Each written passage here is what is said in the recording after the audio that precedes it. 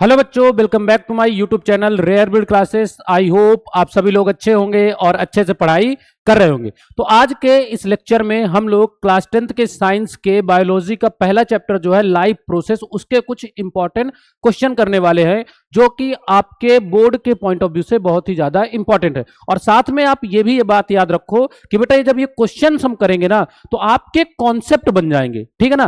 Question के साथ मैं आपको कॉन्सेप्ट बताता जाऊंगा, जैसे हम पर्टिकुलरली टॉपिक के क्वेश्चन कर रहे हैं वो टॉपिक मैं आपको एक्सप्लेन करता जाऊंगा और आपको यह भी क्लियर हो जाएगा बेटा कि आपका कौन सा कॉन्सेप्ट वीक है और कौन सा कॉन्सेप्ट आपका स्ट्रांग है। तो जितने भी क्वेश्चन हम करेंगे सारे कॉन्सेप्ट बेस करेंगे, ठीक है। तो एकदम टेंशन फ्री होके आप बैठिए और कोशिश करिए कि पहले क्वेश्चन आप सॉल्व करिए, देन उसके बाद आप आंसर चेक करिए। क्लियर है बात? तो आओ बच्चों हम स्टार्ट करते हैं यहां से और करते हैं हम लोग टोटल 30 क्वेश्चंस करते हैं, ठीक है। ये आपको जो ये क्वेश्चंस हैं, ये जो आपके लिए लेक्चर है, ये आपके कॉन्सेप्ट को बना देगा। आओ बेटा देखते हैं पहला क्वेश्चन। बेटा क्वेश्चन नंबर फर्स्ट में क्या है, हमारा क्वेश्चन नंबर फर्स्ट क्या कह रहा है, the end product of anaerobic respiration. जो एनारोबिक रिस्पिरेशन होता है उसका एंड प्रोडक्ट क्या है और किसमें बात कर रहा है बेटा, ईस्ट में। हमने अपने कोर्स में पढ़ रखा है, ठीक है, इन ईस्ट एनारोबिक रिस्पिरेशन, और आपने पढ़ रखा है इन ह्यूमन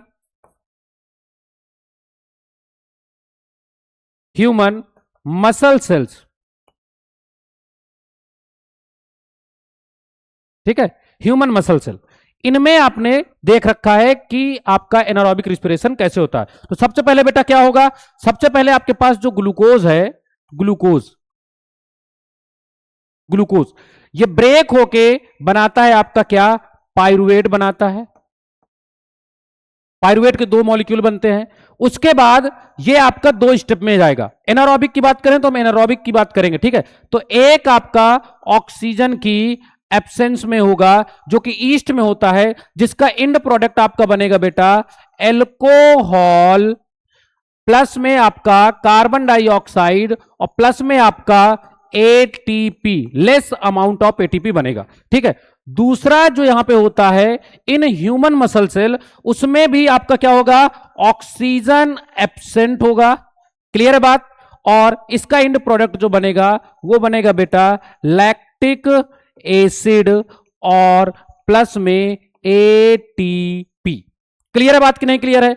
और एक आपका बचा जो कि आपका ऑक्सीजन की प्रेजेंस में होगा, वहां पे आपका क्या एंड प्रोडक्ट होता है बेटा, कार्बन डाइऑक्साइड, ठीक है, वाटर, और साथ में आपका बनता है एटीपी। क्लियर है बात? यहां पे आपका लार्ज अमाउंट ऑफ मतलब मोर एटीपी बनेगी, और इन दोनों केसेस में यहां पे आपकी लेस एटीपी और यहां पे भी आपका लेस एटीपी। क्लियर है बात कि नहीं क्लियर है? बेटा ऊपर वाला जो हो गया जहां पे आपका ऑक्सीजन प्रेजेंट है, इसको आप बोलोगे एरोबिक रिस्पिरेशन, और जहां आपका ऑक्सीजन एब्सेंट है, तो इन दो केसों में, यहां पे ये दोनों केस में ऑक्सीजन एब्सेंट है, तो इसको आप बोलोगे एनारोबिक रिस्पिरेशन। बोलो बेटा इतना समझ में आया कि नहीं आया? ठीक, इसको आप बोलते हो एनारोबिक रिस्पिरेशन को आप यहां पे फर्मेंटेशन भी बोलते हो। जहां एल्कोहल बनेगा उसको एल्कोहलिक फर्मेंटेशन, और जहां लैक्टिक एसिड बनेगा उसको लैक्टेट फर्मेंटेशन। बोलो इतना समझ में आया कि नहीं आया? अब ईस्ट की बात कर रहा है तो ईस्ट में आपका क्या बन रहा है बेटा, कार्बन डाइऑक्साइड एंड आपके पास क्या बन रहा है, एल्कोहल। आओ चेक करते हैं।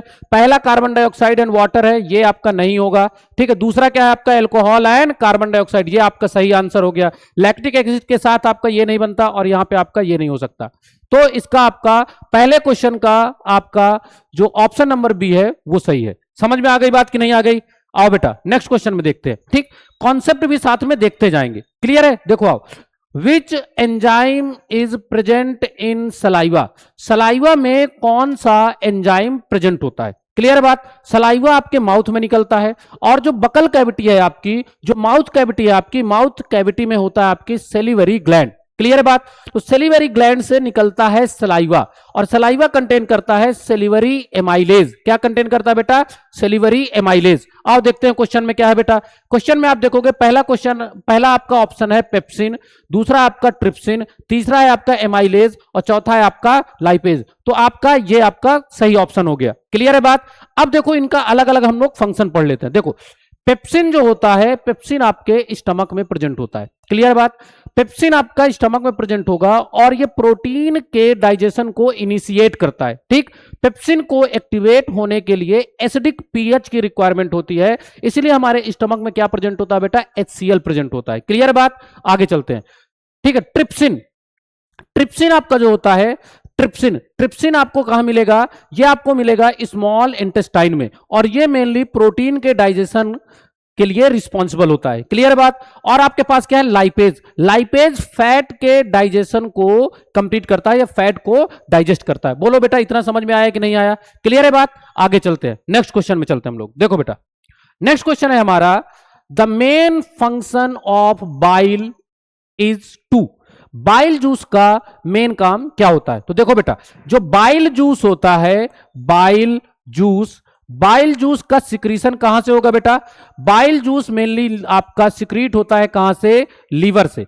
लीवर में एक गॉल ब्लेडर होता है जिसमें बाइल जूस स्टोर होता है। ठीक है, फिर बाइल डक्ट से आपका क्या आता है बेटा? बाइल डक्ट से जो बाइल जूस है वो पहुंचता है स्मॉल इंटेस्टाइन में, और वहां पे ये क्या करता है बेटा? जो फैट है, फैट को इमल्सिफाई करता है। फैट को क्या करेगा बेटा? इमल्सिफाई। और बेटा ऑप्शन पढ़ते हैं।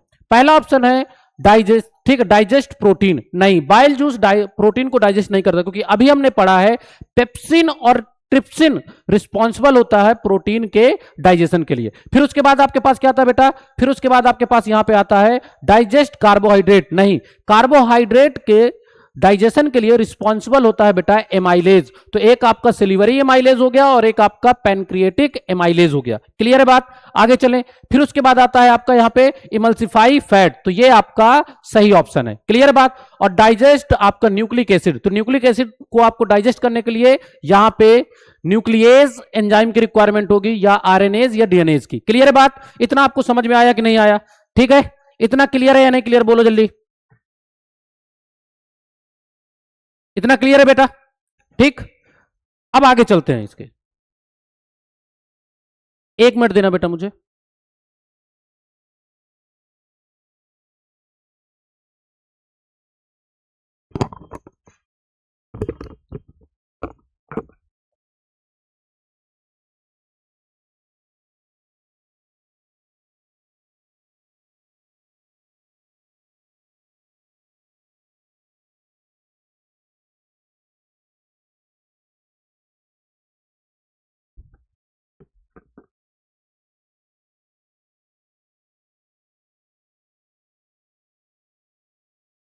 ठीक है बेटा, क्लियर है यहां तक? नेक्स्ट क्वेश्चन में चलते हैं। देखो बेटा नेक्स्ट क्वेश्चन देखो आप। नेक्स्ट क्वेश्चन हमारा क्या है? The respiratory pigment in human blood. तो ब्लड की बात कर रहा है बेटा। ब्लड में कौन सा पिगमेंट प्रेजेंट होता है? तो जो ब्लड होता है हमारा, ब्लड में जो आपकी आरबीसी होती हैं, रेड ब्लड सेल्स, आरबीसी में एक आपका पिगमेंट प्रेजेंट होता है जो रेड कलर्ड पिगमेंट होता है, जिसका नाम है हीमोग्लोबिन। क्या नाम है बेटा? हीमोग्लोबिन, जो मेनली रिस्पॉन्सिबल होता है ऑक्सीजन के ट्रांसपोर्ट के लिए। समझ में आ गई बात? आओ देखो क्वेश्चन में देखते हैं हम लोग। हमारे पास ऑप्शन क्या है? पहला बेटा ऑप्शन क्या है? पहला ऑप्शन है आपका क्लोरोफिल, दूसरा है आपका हीमोग्लोबिन, तीसरा आपका मायोग्लोबिन और चौथा है आपका इंसुलिन। तो इसका सही आंसर आपका हो गया हीमोग्लोबिन। इतना समझ में आया कि नहीं आया? ठीक बेटा, जो क्लोरोफिल होता है ये ग्रीन पिगमेंट है और प्रेजेंट होता है लीफ में। कहां प्रेजेंट होगा बेटा? लीफ में प्रेजेंट होगा। ठीक, उसके बाद ग्रीन लीफ में। ठीक है, उसके बाद आपके पास क्या बेटा? मायोग्लोबिन। मायोग्लोबिन मेनली आपका प्रेजेंट होता है, ये जो होता है ये आपका प्रेजेंट होगा मेनली मसल सेल में। किसमें होगा? मसल्स में प्रेजेंट होगा। क्लियर है बात। और आपके पास है इंसुलिन। इंसुलिन मेनली हमारे बॉडी में काम क्या करता है बेटा? ये ब्लड में शुगर लेवल को कंट्रोल करता है। इतना क्लियर है कि नहीं क्लियर है? और ये आपका सिक्रीट कहां से होता है? ये मेनली सिक्रीट होता है आपका पैनक्रियाज से। क्लियर है इतना? ये हो गया बेटा क्वेश्चन नंबर 4 हो गया। अब हम चलते हैं क्वेश्चन नंबर 5 में। देखो इसमें क्या लिखा हुआ है। Which chamber of the human heart has the thickest muscular wall. ठीक है, हमारे पास ये चैम्बर्स दिए हुए हैं और इनमें से कौन सा ऐसा चैम्बर है जिसकी थिक वॉल होती है, वॉल जिसकी थिक होती है। देखो बेटा, right atrium, left atrium, right ventricle और लेफ्ट वेंट्रिकल। क्लियर है बात। तो आपको यह समझना है, जो एट्रियम होते हैं ये ब्लड को क्या करते हैं बेटा, रिसीव करते हैं। क्लियर बात। जो वेंट्रिकल होते हैं ये ब्लड को पंप करते हैं। क्लियर बात। जो ब्लड पंप होता है बेटा वो बहुत ही ज्यादा प्रेशर के साथ पंप होता है। ठीक, तो जो वेंट्रिकल होते हैं इनकी वॉल थिक होती है और एट्रियम की वॉल क्या होती है बेटा, थिन होती है। क्लियर बात, दोनों के कंपेयर में।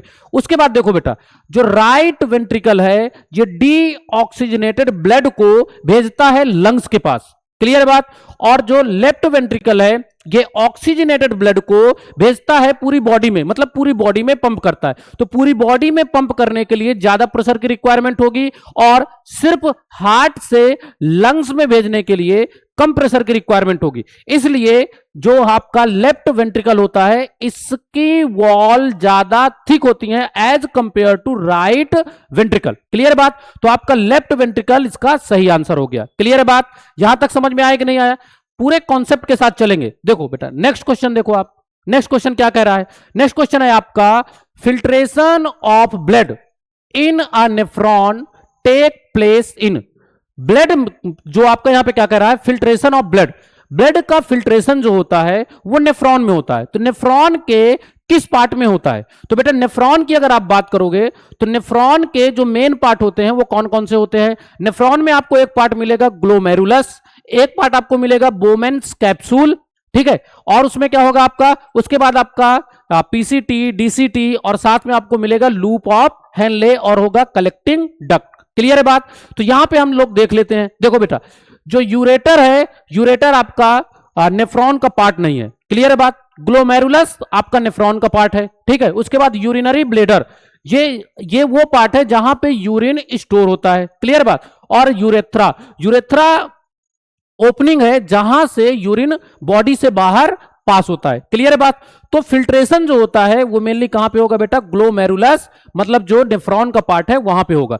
ये 1 2 3 जो आपका ए नंबर यूरेटर है, यूरिनरी ब्लेडर है और यूरेथ्रा है, ये नेफ्रॉन के पार्ट है ही नहीं। तो अगर आपको नेफ्रॉन के पार्ट याद है, नेफ्रॉन के कौन कौन से पार्ट हैं, तो आप इस क्वेश्चन को आराम से सॉल्व कर लोगे। क्लियर बात। आगे चलते हैं बेटा, नेक्स्ट क्वेश्चन। नेक्स्ट क्वेश्चन हमारा क्या है, देखो क्या है, पढ़ो इसको। Why is separation of oxygenated and deoxygenated blood necessary in humans? जो ह्यूमंस हैं उनमें ऑक्सीजनेटेड ब्लड अलग होता है, डीऑक्सीजनेटेड ब्लड अलग होता है। तो दोनों का सेपरेशन बेटा क्यों जरूरी है। क्लियर बात। तो देखो बेटा अगर ऑक्सीजनेटेड ब्लड हमारे बॉडी में भेजा जाएगा, ऑक्सीजनेटेड ब्लड अगर हमारी बॉडी में भेजा जाएगा तो हमें ज्यादा ऑक्सीजन मिलेगी, और ज्यादा ऑक्सीजन मिलेगी तो हम एरोबिक रिस्पिरेशन करके ज्यादा एनर्जी बनाएंगे।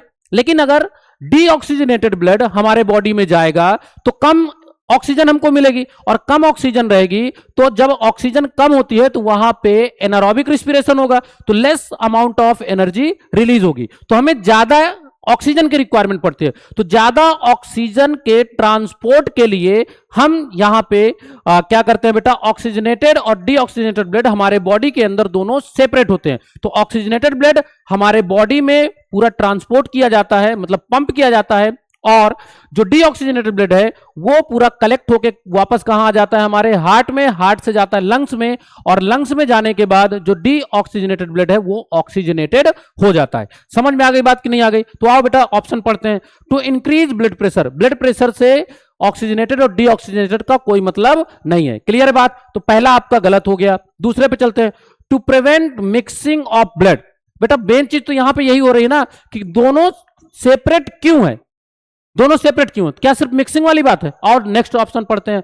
To provide efficient oxygen supply for the energy production, ठीक है, रिड्यूस हार्ट रेट, नहीं। तो बेटा ये गलत हो गया, ये गलत हो गया। मैंने आपको बताया था ना कि किसकी ऑक्सीजन की सप्लाई ज्यादा करने के लिए, ठीक, तो efficient oxygen supply for energy production, तो इसका आपका सी ऑप्शन क्लियर हो गया, सही हो गया। समझ में आ गई बात कि नहीं आ गई। नेक्स्ट क्वेश्चन में चलते हैं बेटा। ये वाला क्वेश्चन देखो, इसको देखो, ये क्या है बेटा, if the stomata of a plant remain close for a long period, अगर आप किसी प्लांट के स्टोमेटा को क्लोज कर दो काफी लंबे समय के लिए, ठीक है, which process will be directly affected, तो कौन सी प्रोसेस है जो डायरेक्टली अफेक्टेड होगी? तो बेटा जो स्टोमेटा होता है वो गैसियस एक्सचेंज के लिए रिस्पॉन्सिबल होता है। किस चीज के लिए रिस्पॉन्सिबल होता है बेटा? गैसियस एक्सचेंज के लिए रिस्पॉन्सिबल होता है। तो गैसियस एक्सचेंज नहीं होगा, और अगर गैसियस एक्सचेंज नहीं होगा तो बेटा वहां पे फोटोसिंथेसिस नहीं होगी। क्या नहीं होगी? फोटोसिंथेसिस नहीं होगी। और दूसरा क्या हो सकता है? रिस्पिरेशन नहीं होगा। तो प्लांट में मेनली कौन सी प्रोसेस होती है बेटा? देखो, रिस्पिरेशन भी होता है और फोटोसिंथेसिस भी होती है, लेकिन गैसियस एक्सचेंज जो होता है वो आपका मेनली जो होता है वो किस चीज के लिए होता है? मेनली दिन में कार्बन डाइऑक्साइड ली जाती है और ऑक्सीजन छोड़ी जाती है। तो आओ ऑप्शन पढ़ते हैं यहां पे हम, ठीक है। हमारे पास पहला ऑप्शन क्या है? फोटोसिंथेसिस। दूसरा क्या है? डाइजेशन। तीसरा क्या है? Excretion through kidney. चौथा क्या आपके पास? Blood circulation. तो देखो बेटा, अगर तीन ऑप्शन की बात करें तो ये प्लांट से रिलेटेड है ही नहीं, तो आप तीनों को छोड़ दो। अब पहला आपका क्या आ जाएगा बेटा? फोटोसिंथेसिस। क्लियर है बात कि नहीं क्लियर?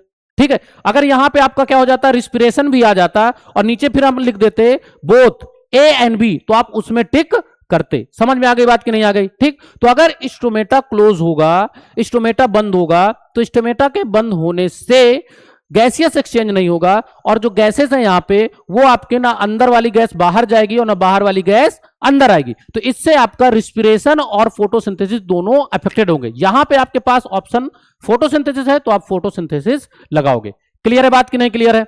आओ बेटा नेक्स्ट में चलते हैं। फिर हमारे पास नेक्स्ट क्वेश्चन क्या है बेटा?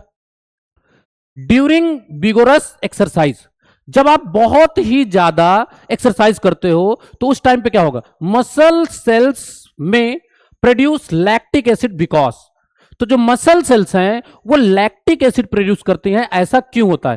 क्वेश्चन नंबर फर्स्ट में मैंने आपको एक्सप्लेन किया था कि जब मसल सेल में ऑक्सीजन का अमाउंट कम हो जाता है तो हमारी मसल सेल्स एनारोबिकली रिस्पायर करने लगती हैं। क्लियर बात? तो जब एनारोबिक रिस्पिरेशन होगा तो वहां पे क्या बनेगा? लैक्टिक एसिड बनेगा और लेस अमाउंट ऑफ एनर्जी बनेगी। क्लियर बात? आओ पढ़ते हैं क्या है हमारे पास ऑप्शन। पहला ऑप्शन है बेटा ऑक्सीजन सप्लाई बिकम्स इनसफिशियंट, ठीक है। दूसरा क्या है? Glucose is absent. तीसरा क्या है बेटा? तीसरा आपका कार्बन डाइऑक्साइड इज एब्सेंट। चौथा आपका क्या है बेटा? यहां पे है आपका माइटोकॉन्ड्रिया स्टॉप फंक्शनिंग परमानेंटली। नहीं, ऐसा नहीं है। माइटोकॉन्ड्रिया जैसे ऑक्सीजन आएगा माइटोकॉन्ड्रिया अपना फंक्शन करेगी, ठीक है। Carbon dioxide is absent. तो बेटा अगर हम बात करें ठीक है, हम रिस्पिरेशन की बात करें तो उसमें तो कार्बन डाइऑक्साइड प्रोड्यूस होती है ना, ग्लूकोज एब्सेंट रहेगा तो कोई ना एरोबिक रिस्पिरेशन होगा और ना ही एनारोबिक रिस्पिरेशन होगा। तो जो मसल में जब हम बिगोरसली एक्सरसाइज करते हैं तो मसल में जो लैक्टिक एसिड बनता है वो मेनली किसके वजह से बनता है? ऑक्सीजन जब हमारे पास कम होती है, मतलब इनसफिशिएंट अमाउंट ऑफ ऑक्सीजन। तो इसका सही आंसर आपका कौन सा हो जाएगा बेटा? ए वाला हो जाएगा। क्लियर है? नेक्स्ट क्वेश्चन में चलते हैं हम लोग। इसको देखो बेटा, क्वेश्चन नंबर 10 क्या कह रहा है? Which process is responsible for the upward movement of water in tall plants. जो टॉल प्लांट्स हैं उनमें अपवर्ड मूवमेंट ऑफ वाटर, ठीक है, वाटर जो ऊपर की तरफ जाता है उसके लिए कौन रिस्पॉन्सिबल है? और ऑप्शन पढ़ते हैं। पहला ऑप्शन है बेटा ट्रांसलोकेशन ओनली। बेटा ट्रांसलोकेशन जो होता है वो फूड के ट्रांसपोर्ट की बात करता है, और फूड का ट्रांसपोर्ट जो होता है वो किससे होता है? फ्लोएम से होता है। ट्रांसपिरेशन पुल, ठीक है। और ऑप्शन क्या है? डाइजेशन और डिफ्यूजन ऑफ फूड। तो डाइजेशन और डिफ्यूजन ये दोनों आपके गलत हैं, ठीक है, ये गलत है और ये भी आपका गलत हो गया। सही ऑप्शन आपका क्या हो गया बेटा? ट्रांसपिरेशन पुल, ठीक है। जब स्टोमेटा से वाटर का लॉस होता है उसे आप बोलते हो ट्रांसपिरेशन। तो जैसे जैसे ट्रांसपिरेशन होता जाएगा वही पुल वाटर को अपवर्ड मूवमेंट के लिए फोर्स करता है। क्लियर है बात? नेक्स्ट क्वेश्चन में चलते हैं बेटा। नेक्स्ट क्वेश्चन हमारा क्या है? If the villi of the small intestine are damaged, the absorption of, ठीक है, अगर स्मॉल इंटेस्टाइन की विलाई डैमेज हो जाए, जो finger like millions of finger like projections होती हैं जो सरफेस एरिया इंक्रीज करते हैं स्मॉल इंटेस्टाइन का, जिससे ज्यादा से ज्यादा एब्जॉर्प्शन हो सके, तो एब्जॉर्प्शन किस चीज का होता है बेटा? एब्जॉर्प्शन जो होता है वो डाइजेस्टेड न्यूट्रिएंट्स का होता है, जो न्यूट्रिएंट होते हैं उनका एब्जॉर्प्शन होता है। और ऑप्शन पढ़ते हैं, देखो बेटा पहला ऑप्शन है आपका ऑक्सीजन विल इंक्रीज, दूसरा ऑप्शन है आपका ऑक्सीजन से क्या मतलब, ऑक्सीजन आपकी इंक्रीज हो, ठीक है, या डिक्रीज हो, वो मेनली किसके ऊपर डिपेंड करता है बेटा, ब्रीदिंग और रिस्पिरेशन के ऊपर डिपेंड करता है, ठीक है। Digested food will be decrease, ठीक है। उसके बाद क्या, यूरिन, आपके पास क्या है बेटा, यूरिन, ठीक है, यूरिन विल डिक्रीज, ठीक है। और आपके पास क्या है बेटा, carbon dioxide will be decrease. तो यहां पे डाइजेस्टेड फूड का एब्जॉर्प्शन क्या हो जाएगा बेटा, डिक्रीज हो जाएगा। तो ऑप्शन नंबर बी आपका सही आंसर हो जाएगा। नेक्स्ट क्वेश्चन में चलते हैं बेटा। नेक्स्ट क्वेश्चन देखो, a plant is kept in darkness for 48 hours and then one of its leaf, इसकी लीफ, एक लीफ को लेते हैं, is tested for starch, the leaf is likely to show, ठीक है बेटा। स्टार्च का अगर आपको टेस्ट करना है उसके लिए आप आयोडीन का यूज करते हो। किसका यूज करोगे बेटा, आयोडीन का यूज करोगे, क्लियर है। आयोडीन से अगर उसमें कलर चेंज हुआ मतलब उसमें स्टार्च आपकी प्रेजेंट है, कलर चेंज नहीं हुआ मतलब स्टार्च प्रेजेंट नहीं है, क्लियर है बात, ये आपको समझ में आ गया। आयोडीन का यूज करते हैं हम लोग स्टार्च के टेस्ट के लिए। देखो अब क्या कह रहा है, एक प्लांट है उसको आपने डार्क में रखा जहां पे लाइट प्रेजेंट नहीं है, समथिंग 48 आवर्स के लिए, फिर उसकी एक लीफ ली, उस लीफ में हम लोग ये चेक कर रहे हैं, उस लीफ में हम ये चेक कर रहे हैं कि स्टार्च उसमें कितना है, कैसा है। तो जो लीफ आएगी वो कैसी आएगी बेटा, अगर लाइट प्रेजेंट है तो स्टार्च बनेगा, क्लियर बात। अगर लाइट एब्सेंट है तो स्टार्च नहीं बनेगा, लेकिन प्लांट स्टार्च का यूज करेगा अपने फूड के लिए तो स्टार्च आपका कम होगा। और ऑप्शन पढ़ते हैं, पहला है लार्ज अमाउंट ऑफ स्टार्च, नहीं स्टार्च बनेगा ही नहीं, क्लियर बात। नो स्टार्च और वेरी लिटिल स्टार्च, ठीक है। मोर स्टार्च देन ग्रीन लीफ, नहीं ये भी गलत होगा, ज्यादा स्टार्च होगा ही नहीं। सेम अमाउंट ऑफ, नहीं, क्योंकि प्लांट अपने मेटाबॉलिक रिएक्शन के लिए स्टार्च का यूज तो करेगा ना, ठीक। तो नो स्टार्च, या तो उसमें स्टार्च नहीं होगा या तो होगा तो वेरी लिटिल अमाउंट में होगा। सही ऑप्शन आपका ये हो गया। ऐसे समझो बेटा, अगर लाइट नहीं होगी फोटोसिंथेसिस नहीं होगा, फोटोसिंथेसिस नहीं होगी तो स्टार्च नहीं बनेगा।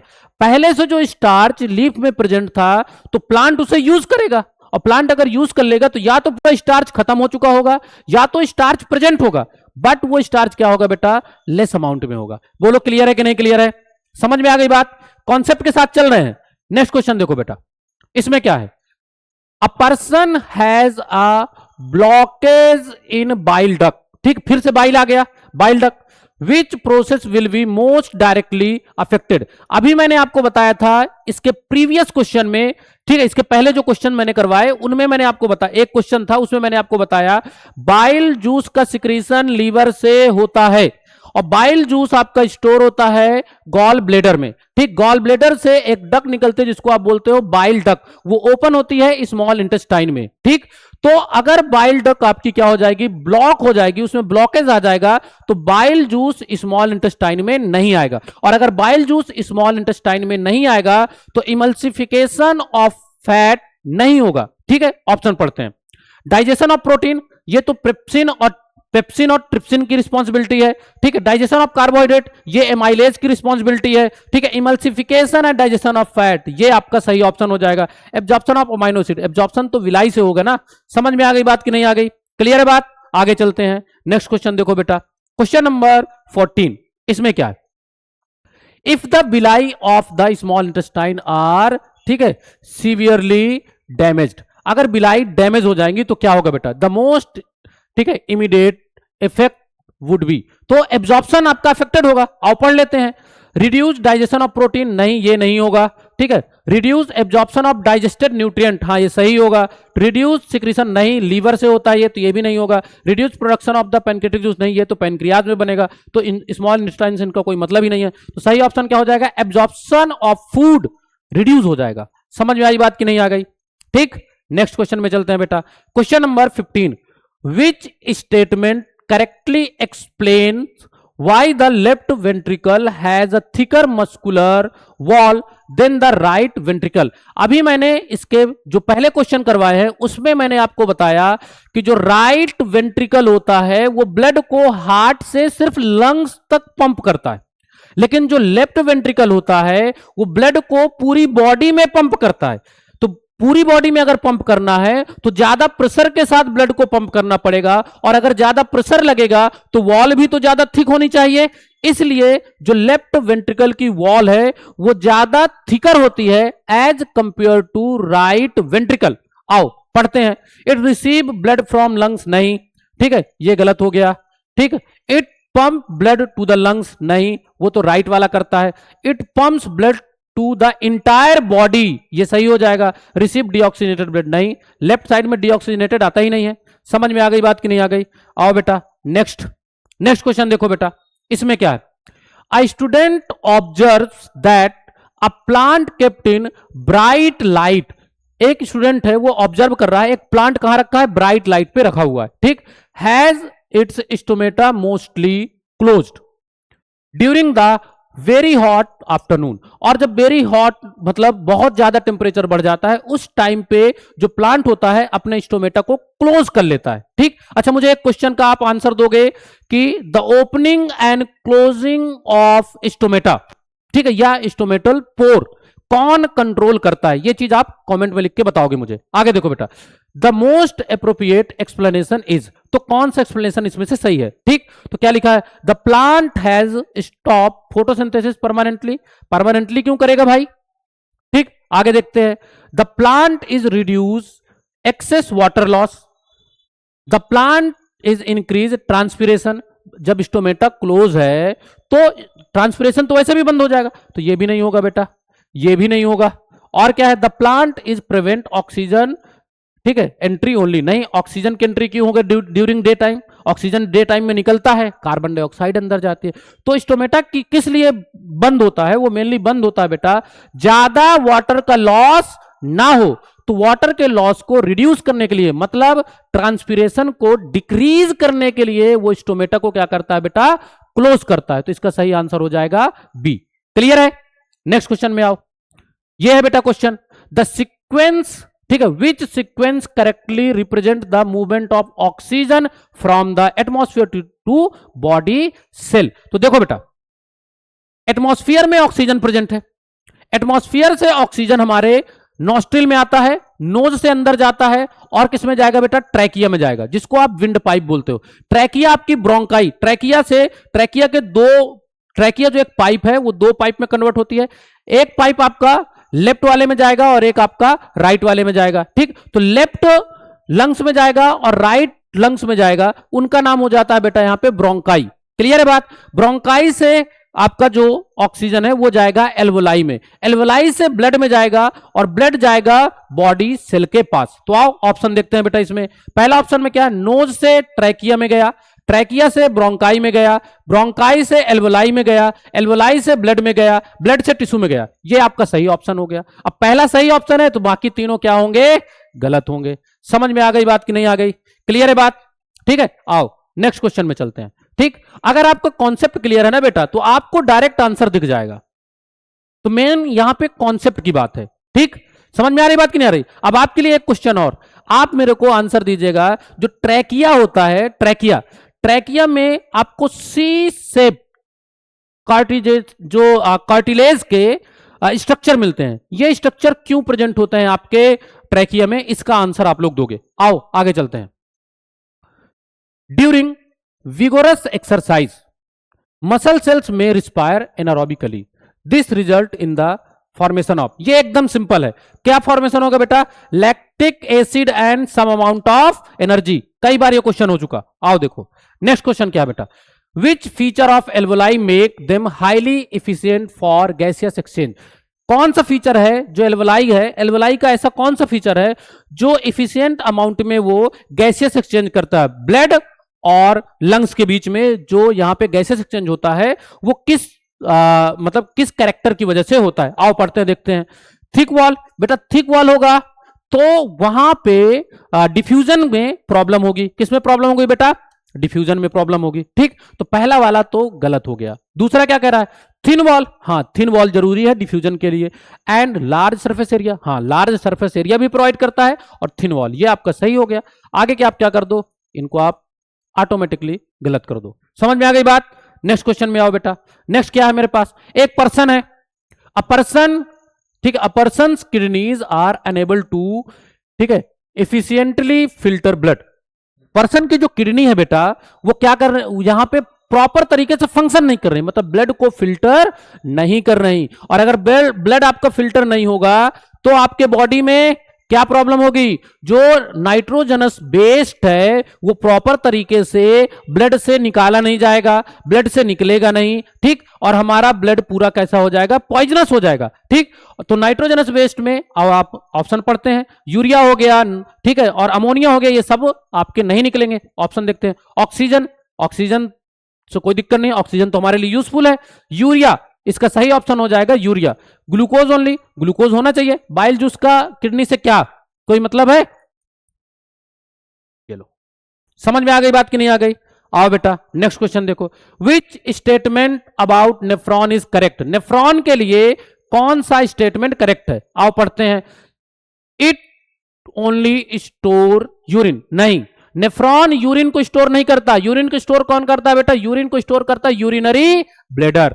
तो ये आपका क्या हो गया, गलत हो गया। It filters blood and help in selective reabsorption, ये ब्लड को फिल्टर करता है, हाँ ठीक है, ब्लड को फिल्टर करता है और री एब्जॉर्प्शन करता है जो हमारे लिए यूजफुल प्रोडक्ट थे, यूजफुल सब्सटेंस थे जो ग्लोमेरुलस से बोमेंस कैप्सूल में आ गए थे, उनको फिर से ये सिलेक्टिवली क्या कर लेता है, रीअब्जॉर्ब कर लेता है और बॉडी में भेज देता है, ब्लड में भेज देता है, ठीक। ट्रांसपोर्ट ऑक्सीजन, नेफ्रॉन का काम ऑक्सीजन ट्रांसपोर्ट करना नहीं है, ये हीमोग्लोबिन का काम है, आरबीसी का काम है, ठीक।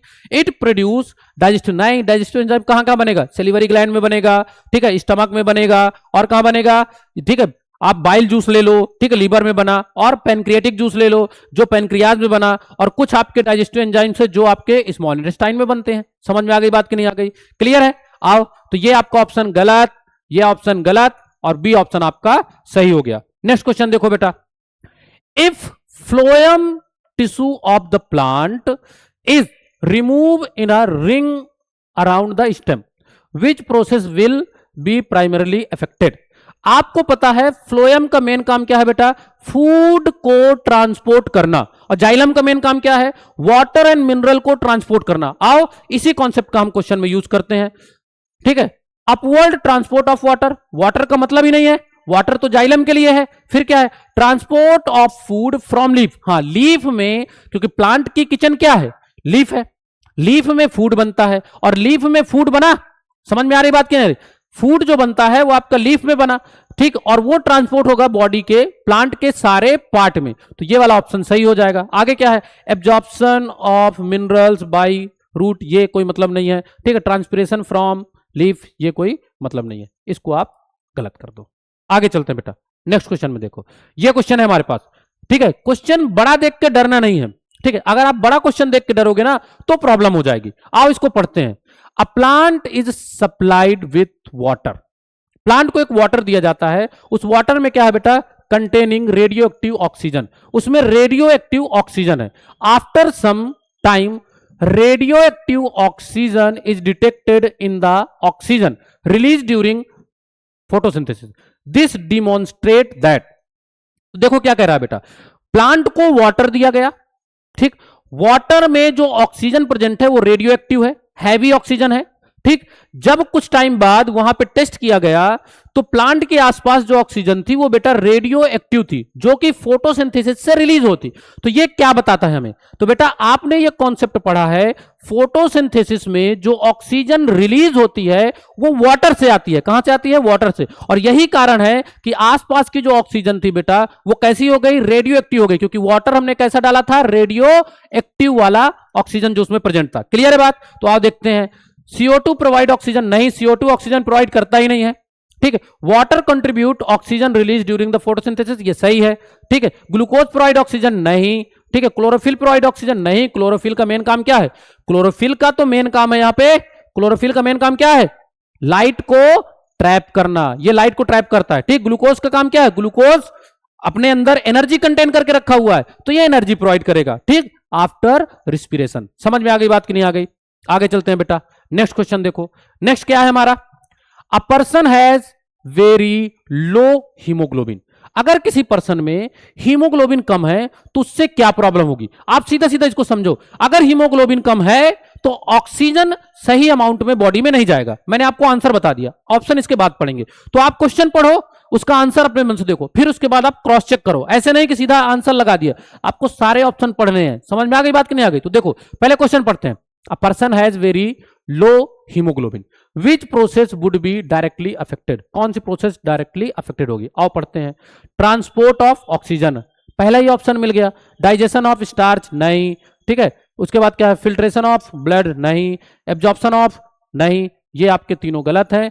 पहला वाला आपका क्या हो गया बेटा? सही हो गया। Transport of oxygen directly related to the amount of haemoglobin.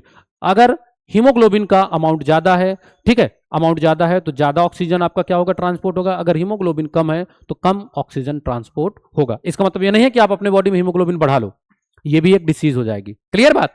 आओ आगे चलते हैं। नेक्स्ट क्वेश्चन देखो। Why does blood pass through the heart twice during one complete circulation in human? इससे क्या होगा बेटा?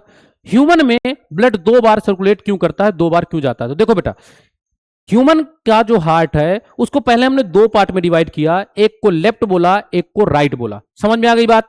लेफ्ट और राइट। लेफ्ट वाले पार्ट में क्या होता है बेटा?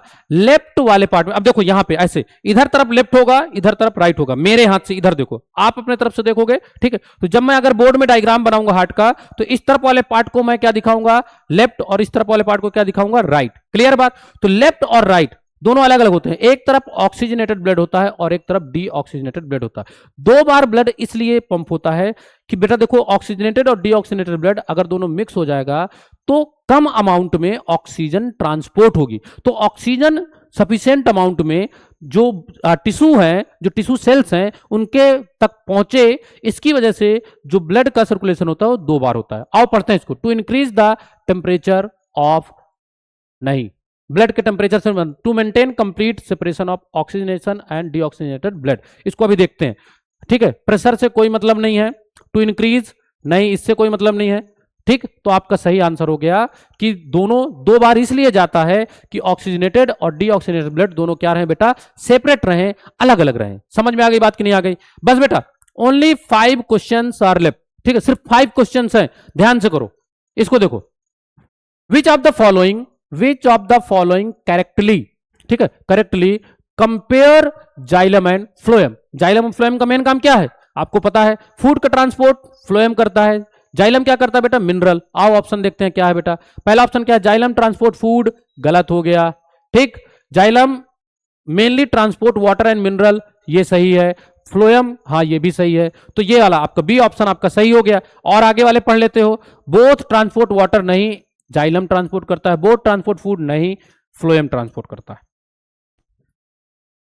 नेक्स्ट है, देखो बेटा, if the diaphragm does not contract properly during inhalation, the most directly consequence would be, ठीक। तो इनहेलेशन के टाइम पे अगर आपका डायफ्राम कॉन्ट्रैक्ट नहीं होगा तो जो चेस्ट कैविटी है बेटा, उसका जो एरिया है, वॉल्यूम है, वो कम हो जाएगा, जिसकी वजह से ज्यादा ऑक्सीजन हमारे बॉडी के अंदर नहीं भर जाएगी। आओ ऑप्शन चेक करते हैं। Increase entry of the air, नहीं भाई, वॉल्यूम ही कम हो जाएगा तो कम एयर अंदर जाएगी, तो ये तो इंक्रीज करने की बात कर रहा है। Reduce expansion of the chest cavity, आओ इसको बाद में देखते हैं। इंक्रीज डाइजेशन, डाइजेशन का कोई मतलब नहीं है, ठीक है। इंक्रीज ब्लड फिल्ट्रेशन, नहीं, इसका भी कोई मतलब नहीं। ऑप्शन बी आपका सही हो गया, ठीक है। एक्सपेंशन ऑफ चेस्ट कैविटी, जो चेस्ट कैविटी है उसका एक्सपेंशन क्या हो जाएगा बेटा? कम हो जाएगा, मतलब वॉल्यूम कम हो जाएगा। नेक्स्ट क्वेश्चन देखो। Which process require energy supply by ATP in plant, ठीक है। डिफ्यूजन के लिए कोई एटीपी की रिक्वायरमेंट नहीं होती, ठीक। ऑस्मोसिस के लिए कोई भी एटीपी की रिक्वायरमेंट नहीं होती। Moment of oxygen in alveoli, ये तो एनिमल की बात कर रहा है। क्या हो गया? Translocation of food through phloem, phloem से जो फूड है जब वो आपका ट्रांसपोर्ट होता है तो वो एटीपी के यूज के बाद होता है, क्योंकि यहां पे क्या होता है, हाई कॉन्सेंट्रेशन से, ठीक है, हाई कॉन्सेंट्रेशन लो कॉन्सेंट्रेशन तो जाएगा, ठीक है, ये बात क्लियर है। लेकिन जब फूड का ट्रांसपोर्ट होगा वहां पे एनर्जी की रिक्वायरमेंट होती है, तो ये सही ऑप्शन हो गया। आगे चलेंगे, फिर देखो। If a person pancreatic duct block, अगर पैनक्रियाटिक डक्ट को ब्लॉक कर दिया जाए तो जो पैनक्रियाटिक जूस है वो स्मॉल इंटेस्टाइन में नहीं जाएंगे। आगे देखते हैं, digestion of which group of substance would be affected mostly directly. तो आप देखते हैं, देखो आप ऐसे याद रखो, पैनक्रियाटिक डक्ट अगर आपकी ब्लॉक हो गई तो जो पैनक्रियाटिक जूस है वो स्मॉल इंटेस्टाइन में नहीं जाएगा। और पैनक्रियाटिक जूस में आपके 3 एंजाइम्स होते हैं, ट्रिप्सिन होता है, लाइपेज होता है और एमाइलेज होता है। ट्रिप्सिन प्रोटीन का डाइजेशन करता है, लाइपेज आपका फैट का डाइजेशन करता है और एमाइलेज आपका किसका डाइजेशन करता है, कार्बोहाइड्रेट का। आओ ऑप्शन चेक करते हैं। विटामिन, ओनली विटामिन नहीं, ठीक है। कार्बोहाइड्रेट, प्रोटीन, फैट, ये आपका सही ऑप्शन हो गया, ये आपका गलत हो गया, ये आपका गलत हो गया। नेक्स्ट, इसको देखो बेटा, इसको देखो, विच स्टेटमेंट बेस्ट एक्सप्लेन, ठीक है, explains the importance of respiration. कौन सा स्टेटमेंट है जो रिस्पिरेशन को क्या कर रहा है बेटा, अच्छे से एक्सप्लेन कर रहा है, ठीक है।